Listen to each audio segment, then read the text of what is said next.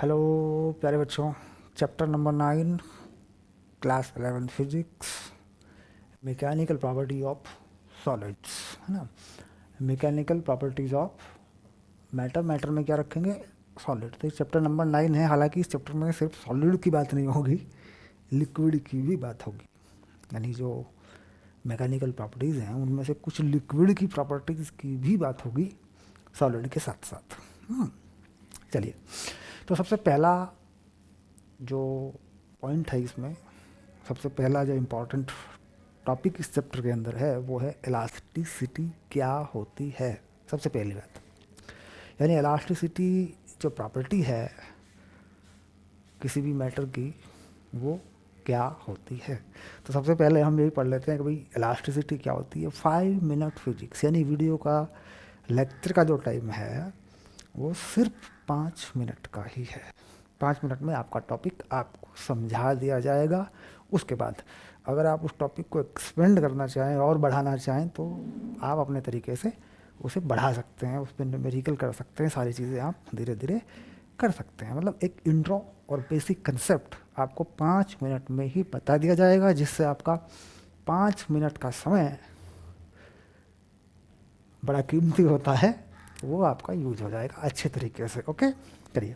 The property of body by virtue of which it's regain its original shape, यानी ऐसी property जिससे कोई body अपनी ओरिजिनल शेप को वापस प्राप्त कर ले। When the applied force is remote, जो अप्लाइड फोर्स इसके ऊपर लगा रखा है हमने, अगर हम उसे हटा दें तो सबसे पहली बात तो ये होगी कि हम अप्लाइड फोर्स बॉडी पे लगाएंगे, इससे इसकी शेप चेंज हो जाएगी, हो सकता है साइज भी चेंज हो जाए।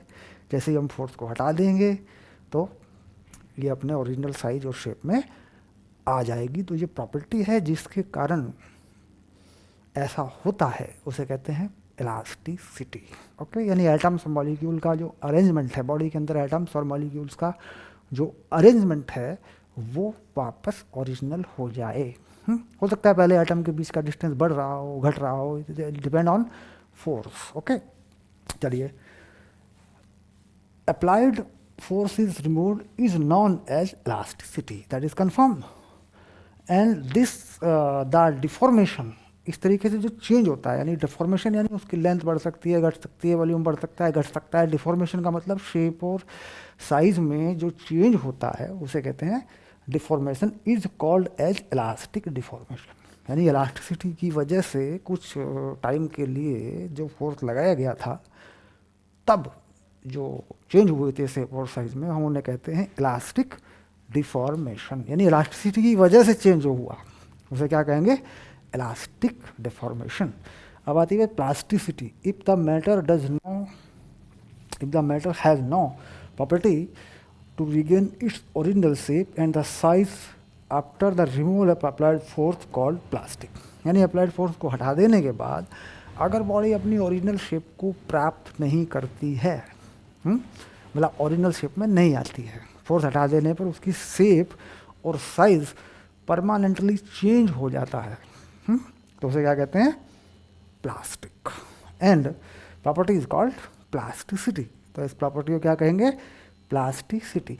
The material is permanently deformed, यानी मटेरियल जो है या मैटर जो है वो परमानेंटली उसका शेप बदल जाता है, तो क्या कहेंगे? प्लास्टिसिटी। बाय नेचर अगर हम बात करें तो कोई भी 100% प्लास्टिक नहीं है और कोई भी 100% इलास्टिक नहीं है। नेचर के अंदर जो भी चीज़ें हैं उनमें किसी किसी में इलास्टिसिटी ज़्यादा है तो हम उसे इलास्टिक कह देते हैं। जैसे स्टील है मान लीजिए, तो हम क्या कहते हैं उसको? इलास्टिक। मतलब प्लास्टिक है तो आप जानते हैं प्लास्टिक के मटेरियल, तो प्लास्टिक में बहुत सारी चीज़ें हो सकती हैं। बात इलास्टिक की है तो कुछ गिनी चुनी चीज़ें हैं, प्लास्टिक तो सभी हैं, लेकिन 100% प्लास्टिक और 100% इलास्टिक कोई नहीं होता। ये एक आइडियल केस है। रबड़ इलास्टिक है लेकिन स्टील जो है वो फिजिक्स के अकॉर्डिंग इलास्टिक है। भाई रबड़ को खींचते हैं वापस आ जाती है, तो उसको भी कहते हैं वो इलास्टिक है, लेकिन फिजिक्स के अकॉर्डिंग वो इलास्टिसिटी की कैटेगरी में नहीं आता है, फिजिक्स के अकॉर्डिंग नहीं आता है, वो इलास्टिक है। ठीक है, चलिए अब आता है स्टेप्स ऑफ इलास्टिसिटी, यानी इसमें जो स्टेप्स हैं इलास्टिसिटी को डिफाइन करने के लिए, मैथमेटिकली इसको समझने के लिए, फिजिक्स की प्रॉपर्टी के अकॉर्डिंग इसको समझने के लिए जो पॉइंट्स हैं इसके अंदर वो क्या क्या हैं।